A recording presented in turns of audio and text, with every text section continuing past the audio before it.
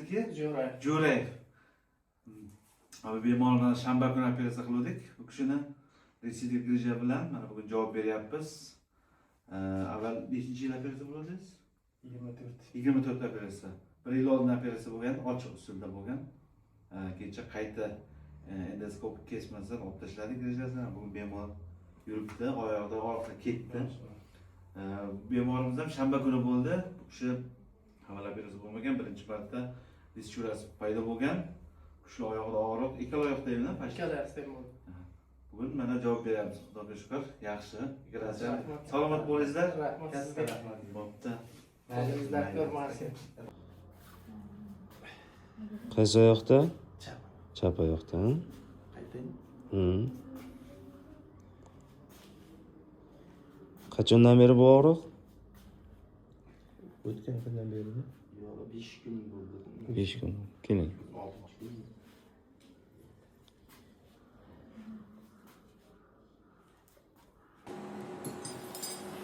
Bemorimiz 1 yil 5 yosh.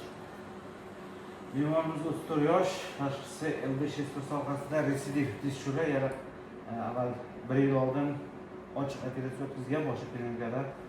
Mana bugun biz bemorimizni LB6 sohasidan qaytalangan dischurani olib tashlaymiz. Qaytalangan dischurani olib tashlaymiz. Bu yerda grija juda katta sekvestrlar chiqib ketgan, bemorni chap oyog'ida kuchli og'riq, yura olmaydi. Mana hozir ko'rsangiz, juda katta grija.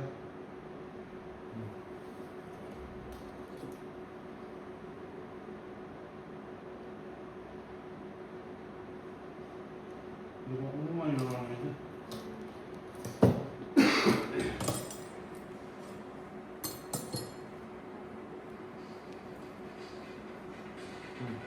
Grijani holatini ko'ryapsizmi? Kattaligini. Bu grija ukol dori bilan so'rilmaydi. Yana bemor ochiq operatsiya o'tkazgan 1 yil oldin. Bemorimizni hozir olib tashlab, xudo xolasa bemorimiz ertaga bemalol turib yurishi mumkin. Mana kattaligini qarang. Katta, juda katta.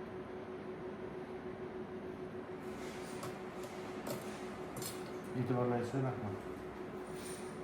Bemorimiz avval operatsiya bo'lgan, ya'ni LB6 sohasidan ochiq operatsiya o'tkazgan. Bugun bipartal usul bo'yicha mana olib tashladik. Sekvestrlangan juda katta hajmdagi grija. Mana bu yoqda juda katta. LB6 bemor umuman yura olmaydi. Chap oyog'ida kuchli og'riq. Juda topgan bemorimizga hozir olib tashladik bipartal usul bo'yicha kesmasdan.